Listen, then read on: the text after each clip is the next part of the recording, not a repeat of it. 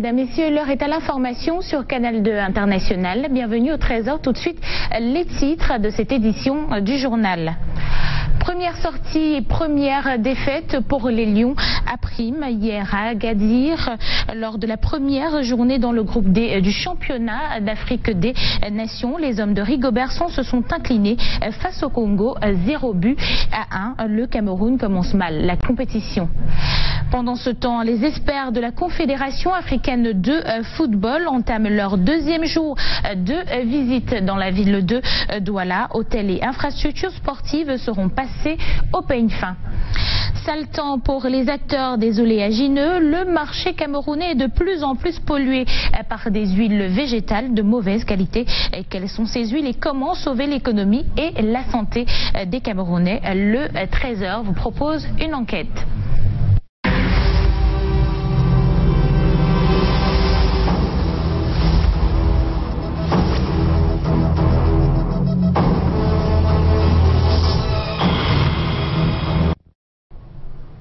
Mesdames, Messieurs, bonjour et soyez les bienvenus au journal de la mi-journée sur Canal 2 International. Nous démarrons comme de coutume avec notre chiffre du jour qui est 2. C'est le nombre de personnes qui ont été retrouvées mortes dans une chambre d'hôtel à Tchang. Il s'agit de 2 Français qui seraient morts d'asphyxie alors qu'ils venaient de s'installer à Photo, un quartier de la ville de Tchang. Les corps ont été retrouvés hier après-midi par le chauffeur du couple. La police a ouvert une enquête.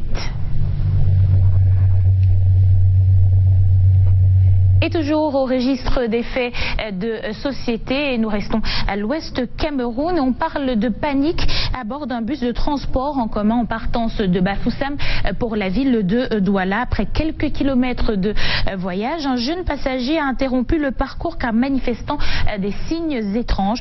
Conduit à la gendarmerie, ce passager avoue quelques minutes plus tard qu'il a été initié à la sorcellerie par un pasteur. Les précisions avec Christian Bousseux et Pierre-Marie Kéhou dans ce reportage. Parti de Bafoussam pour Douala à bord d'un bus de Noblesse Voyage, les passagers de cette agence n'avaient certainement pas imaginé ce qui leur est arrivé chemin faisant. Un des passagers, le dénommé Tchunk Henri, âgé de 26 ans, a commencé à délirer à haute voix.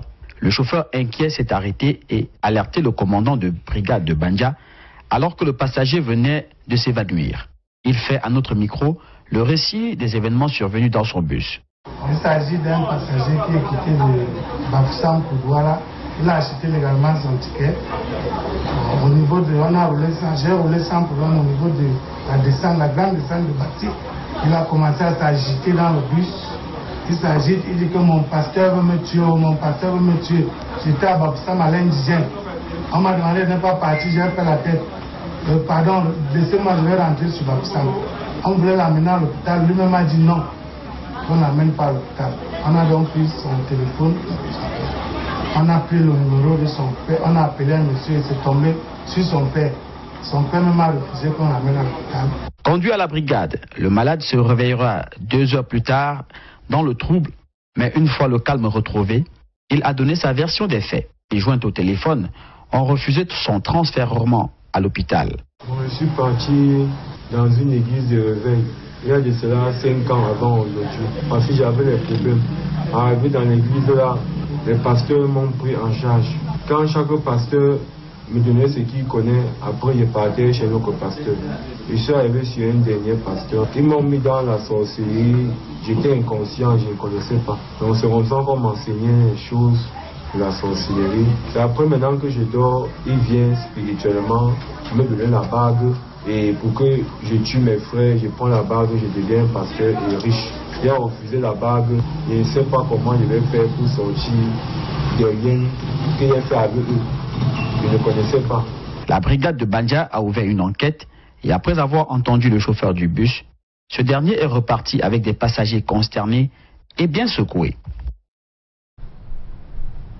En santé, nous parlons d'une bonne nouvelle. Le Cameroun a désormais une plateforme de diagnostic médical. C'est la ville de Douala qui l'abrite. Elle sera inaugurée officiellement demain par le ministre de la Santé publique, André Mama Fouda. Cette plateforme se veut plutôt être un pôle d'innovation en matière de diagnostic pour aider les professionnels de santé à mieux poser leur diagnostic en analyse médicale, imagerie, exploration fonctionnelle avec un plateau technique de pointe. Les responsables de cette structure étaient face aux hommes de médias hier pour leur donner d'amples informations sur ce centre. Je vous propose d'écouter le directeur général du centre, Jérémy Solé, et le promoteur Paul Guimezap. Ils sont au micro de Stéphane Binac.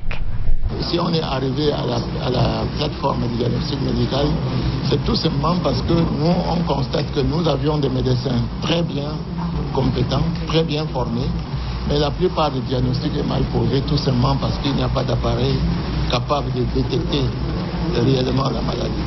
C'est pour ça que notre contribution, c'est mettre à leur disposition des équipements de dernière génération pour pouvoir diagnostiquer les malades. Financière, la sensibilité financière des Cameroun aux soins est, à mon humble avis, et c'est l'expérience qui parle, l'un des problèmes de santé publique les plus importants que nous devons résoudre dans ce Cameroun. Et nous avons été heureux lors de l'adresse du chef de l'État pendant les fêtes de fin d'année, qui nous a promis d'accélérer le processus de mise en place d'une assurance sanitaire universelle. Parlons culture à présent dans ce journal avec ce rendez-vous à ne pas manquer, un rendez-vous cinématographique. C'est la projection ce mercredi à l'IFC dès 19h du film La vie de Château, un film tourné à Paris qui décrit le quotidien des Noirs obligés de se battre pour survivre. Un film réalisé par Maudit Barry et Cédric Yolo. Les détails avec Junior Ossin et Guy Fotso. Jamais t'as besoin d'une coupe, n'hésite pas à m'appeler, je m'appelle Charles, comme le prince. Voici un film qu'il faut absolument regarder. Nous sommes à Paris, station Château d'Eau. Charles est le chef d'un groupe de rabatteurs employés par les salons de coiffure afro du quartier. Charles, surnommé le prince, règne sur son bout de trottoir. C'est une comédie dramatique et très évocatrice. Un rabatteur un peu charismatique qui se retrouve pris dans une histoire de vaudeville et d'amant, en essayant de récupérer le salon d'un barbier kurde qu'il aimerait racheter. Je ne vais pas raconter toute l'histoire, il y a des péripéties. Et on voulait montrer qu'il y avait aussi un quartier africain vivant et original. C'est un film qui présente un visage de Paris très peu connu. Un film qui décrit la vie des hommes noirs qui se battent au quotidien pour survivre dans un environnement qu'ils ne maîtrisent pas. Un message à passer à la jeunesse camerounaise, c'est de jamais baisser les bras et de continuer dans ce qu'on aime faire et de ce qu'on a envie de faire. Le message du film, c'est comment s'assumer soi-même. La vie du château de Maudit Barry et Cédric Yolo est en projection ce mercredi 17 janvier 2018 dès 19h à l'IFC de Douala et vendredi 19 janvier 2018 dès 20h au Canal Olympia de Douala. Et de même, le film sera en projection à l'IFC de Yaoundé dimanche 21 janvier 2018 dès 18h et au Canal Olympia de Yaoundé le samedi 20 janvier 2018 dès 19h. Ici c'est Paris, il n'y a plus de rois, il n'y a que des reines. Se poursuit dans la ville de Yaoundé où nous allons tout de suite retrouver Brand Kamga.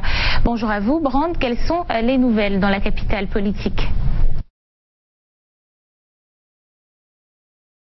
Bonjour Catherine Moukouri, bonjour à tous. Nous ouvrons cette seconde partie en environnement, construction d'un Cameroun vert. En 2018, le ministère de l'Environnement entend opérationnaliser la stratégie nationale de développement durable avec la mise sur pied d'une bourse des déchets pour booster l'économie circulaire.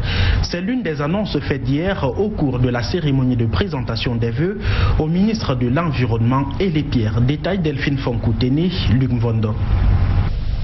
La lutte contre la pollution, les nuisances et les substances chimiques nocives et ou dangereuses, au cœur des défis du ministère de l'Environnement, de la protection de la nature et du développement durable en 2018. Une bourse nationale des déchets sera d'ailleurs mise en place pour booster l'économie circulaire.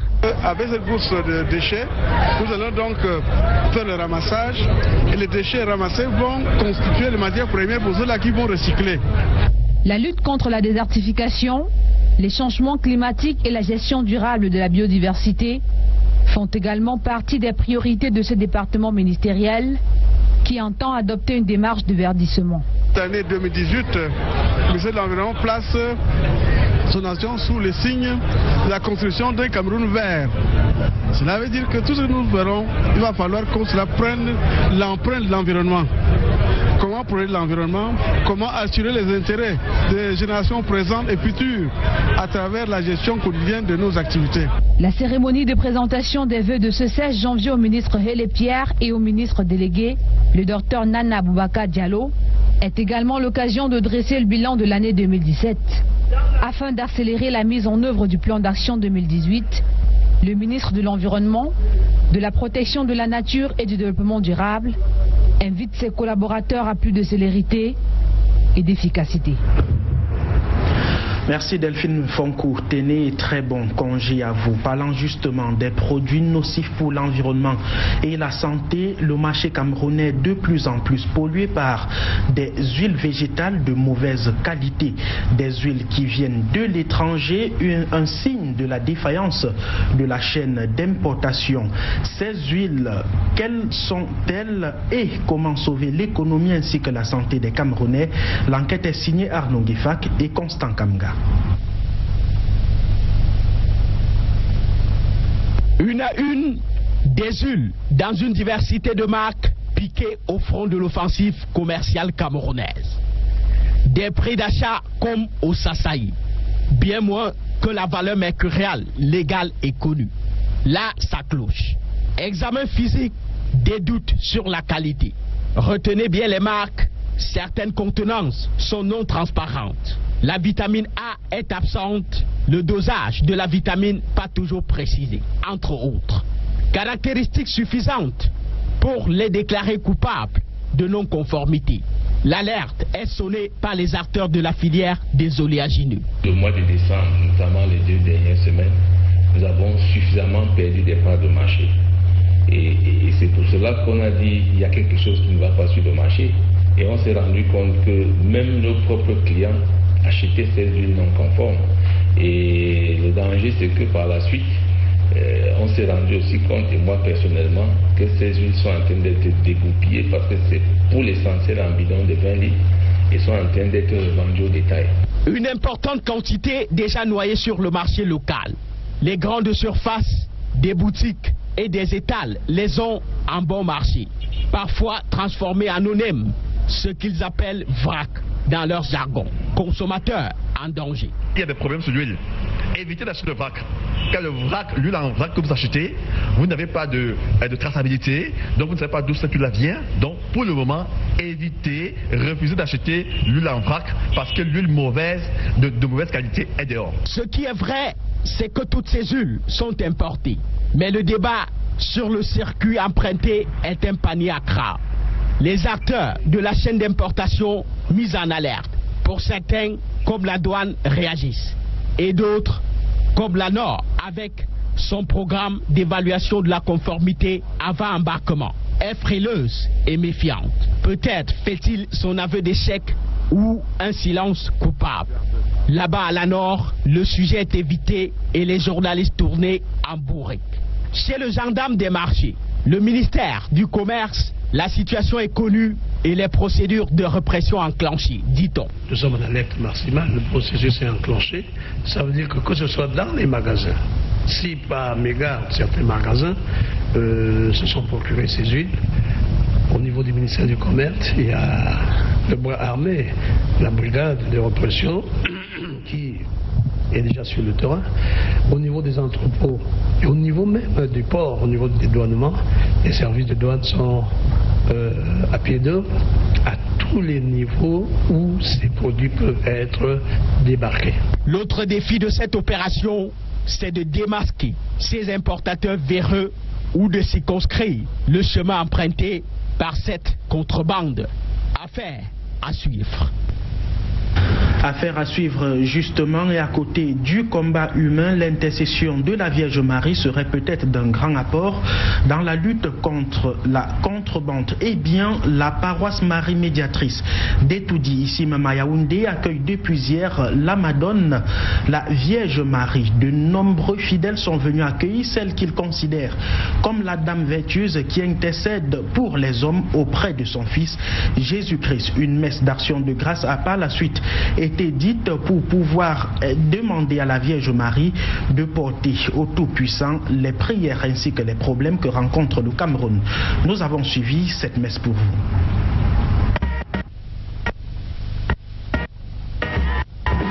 Venus nombreux accueillir la Madone, les fidèles de la paroisse Marie Médiatrice d'Etoudi à Yaoundé sont dans la joie et contemplent la Vierge Marie.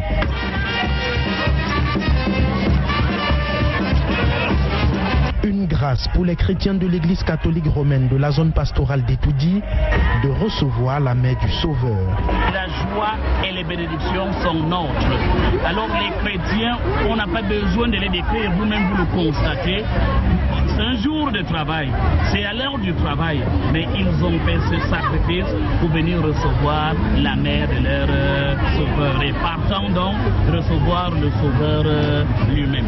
La Vierge Marie occupe une place primordiale dans l'intercession des prières chez le chrétien. L'arrivée de la Madone est signe d'espoir pour tout croyant. Marie qui aux noces de Cana avait exhorté Jésus qui opéra son premier miracle, la transformation de l'eau en vin, signe d'espérance. Les mototaxis, les taximans, les chômeurs, tous qui sont malades dans nos hôpitaux, tous qui souffrent dans nos quartiers. Tout à l'heure, nous voulons que tout ce monde-là sache qu'ils ne sont plus seuls dans leur souffrance. Avec Marie, on n'est plus seul. Marie, dans notre zone, c'est Marie avec toutes les populations de Yaoundé. Une messe d'action de grâce a suivi l'accueil de la Mère du Christ à la paroisse Marie Médiatrice d'Etoudi ce 16 janvier 2018. La Madone fera le tour de la zone pastorale d'Etoudi pour collecter les prières qu'elle portera à Jésus pour exhortation.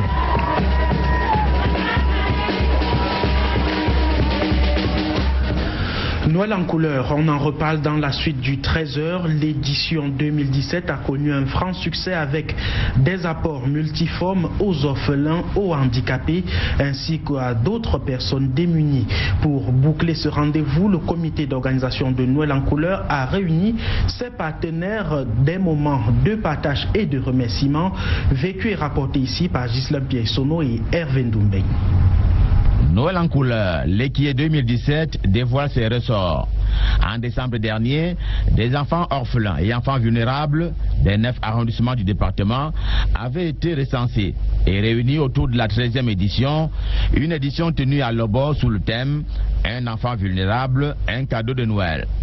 C'est pour rendre compte de tout cela qu'à Mimboman à Yaoundé, les organisateurs se sont retrouvés. Il s'agit de présenter le rapport de l'édition 2017 de Noël en couleur, qui est un événement rendu à sa 13e édition, et puis également de prendre langue avec tous nos partenaires pour l'année 2018 qui a si bien commencé, et puis également les programmes de l'année 2018, notamment le Salon international de l'humanitaire pour l'atteinte des objectifs de développement durable qui sera organisé en août prochain. Au menu, remise des diplômes et autres remerciements aux partenaires qui ont contribué au succès de l'événement. Parmi eux, Canada International. La présence de nombreuses personnalités de différentes administrations en dira long. Et beaucoup d'encouragement à ces valeureux, je dis bien valeureux, enfants, qu'ils continuent dans cette même lancée et que bon, les autorités sont là pour les aider et les soutenir dans toutes leurs différentes actions. Également parmi les partenaires, les étudiants qui s'étaient portés volontaires pour accompagner l'initiative, telle que parrainée par le sénateur Mama. Du rapport de l'opération Arbre de Noël 2017 par Asnoka, témoigne une fois de plus du sérieux de cette association de jeunes. Parce que chaque fois qu'on a eu à faire une activité dans la vie associative, le devoir impose de rendre compte. Le devoir impose de faire une évaluation et de pouvoir apprécier ce qui a été fait de bon. Rendez-vous a été pris pour la 14e édition en fin d'année 2018 au regard du plan d'action qui a été dévoilé. De Yaoundé au 13h de cette mi-journée. La suite, c'est en musique. On en parle avec vous, Aimé Catherine Moukouri. Merci à vous, Brand Kamga. Vous l'avez dit, nous poursuivons ce 13h en parlant de culture et de musique. Les mêmes horizons, c'est le titre du nouveau single de l'artiste Adela Bikim, en rotation sur plusieurs chaînes camerounaises. La chanson est un hymne pour l'amour et à peine sortie, fait déjà sensation dans les ménages. Les détails avec Julio Trésor Tanon qui nous fait la note d'écoute. Adela Bikim, toujours aussi rayonnante. Un goût bien prononcé pour le chic. Toujours classe dans sa façon de se présenter. La chanteuse camerounaise nominée au Canal d'Or est de retour avec son nouveau single baptisé Les Mêmes Horizons.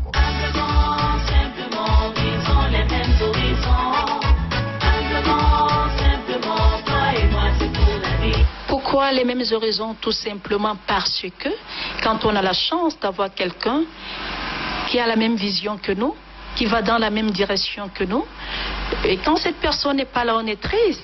C'est la raison pour laquelle je célèbre les femmes à travers ce morceau, Les Mêmes Horizons. Pour cette nouvelle trouvaille musicale, Adela Bikim a embrassé le zouk. Pourquoi le zouk? Il était temps que je fasse comprendre à mes fans que, en dehors des rythmes que je fais, tels que le makossa, tels que les slow, j'ai aussi ce côté-là. L'idée m'est venue après avoir composé les paroles et la mélodie. Je suis allée voir Kado Mona et Kado, ensemble, on a travaillé pendant un bout. Et aujourd'hui, le résultat est là. Je lui dis d'ailleurs merci encore une fois de plus, Kado. C'est à vous, mes fans, de juger le travail. En 2017 et 2016, l'album La Clé de la vie de Adela Bikim a fait bouger les mélomanes avec des titres comme Je veux être aimé.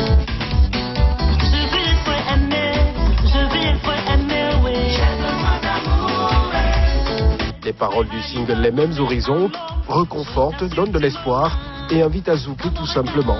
Pour 2018, l'artiste annonce plusieurs autres singles en attendant la sortie de l'album.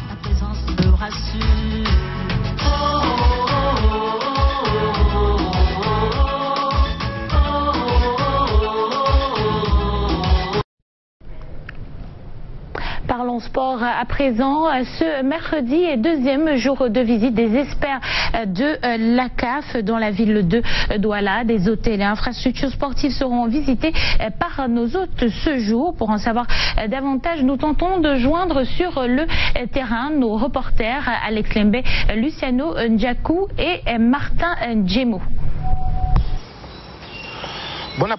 Bon après-midi, Aimé Catherine Moukouri. Il faut dire qu'après une première journée qui s'est déroulée sans anicroche hier et où un satisfecit a été, n'est-ce pas, constaté côté expert de la Confédération africaine de football, place aujourd'hui à une deuxième journée, faut-il le dire, qui sera marathon. Au menu des hôtels également à visiter, tout comme des infrastructures sportives. Tout commence par les hôtels. Le premier hôtel qui a été visité aujourd'hui n'est nul autre que l'hôtel Aqua Palace. Un hôtel où les experts ont pu constater que tout se passe pour le mieux. Les cuisines ont été visitées, les chambres ont été visitées et sans toutefois oublier le menu pour la circonstance. Deuxième stop, c'est l'hôtel Pullman situé en plein Bonandio au centre-ville de la métropole économique qu'est Douala. Également, un satisfecit a été signalé côté expert de la Confédération africaine de football. Naturellement, des chambres ont toujours été visitées, tout comme le menu et même les cuisines, sans toutefois oublier les halls. Également, les piscines qui vont permettre permettre aux joueurs des différentes équipes qui vont y loger de pouvoir se détendre. Également, au menu de cette visite de ce jour, il y a également les infrastructures sportives. La première, c'est le stade Omisport de Bépanda qui sera également visité par les experts de la Confédération africaine de football, sans toutefois oublier le stade annexe de Bépanda. Et pour clôturer cette journée, une autre infrastructure sportive, c'est le stade de l'école publique de Bonamoussadi qui sera également visité, qui va servir de stade d'entraînement pour la Coupe d'Afrique des Nations Cameroun 2019. Voilà en tout cas le programme des experts de la Confédération africaine de football qui s'est déroulé en cette mi-journée. Depuis la caravane des experts de la Confédération africaine de football en visite à Douala, Alex Limbe, Lucien Ndjankou, Martin Djemou. Merci à vous Alex Lembe, c'est la fin de ce journal. Ne manquez pas les autres rendez-vous de l'information sur Canal 2 International. À 16h, retrouvez Écho des régions et le 19h50, le grand format proposé par l'ensemble de la rédaction. Rendez-vous demain, même heure sur Canal 2 International et nulle part ailleurs. Bon après-midi à vous.